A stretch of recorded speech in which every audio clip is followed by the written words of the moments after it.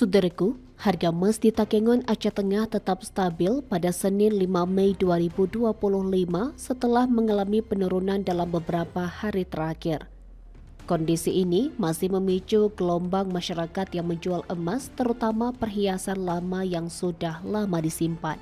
Berdasarkan pantauan tribungai.com, harga emas murni tetap berada di angka Rp5.650.000 per mayam atau Rp1.883.000 per gram.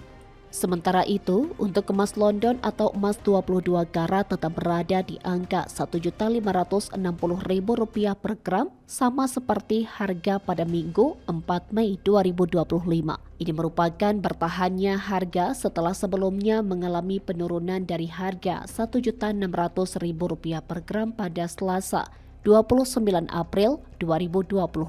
Dalam satuan mayam, harga emas masih bertahan di kisaran Rp4.680.000 per mayam, tidak berubah dari posisi sebelumnya. Sementara itu, harga jual kembali atau buyback juga tetap di sekitar Rp1.500.000 per gram, mengikuti stabilitas harga jual. Kebanyakan dari mereka masih khawatir harga akan kembali turun dalam waktu dekat, ujar pengelola toko emas mulia di Pasar Impres Takengon, Iwan. Pantauan di sejumlah toko emas menunjukkan kondisi serupa. Jumlah penjual masih jauh lebih banyak dibandingkan pembeli. Masyarakat cenderung menahan diri untuk membeli emas karena memprediksi harga masih berpotensi menurun.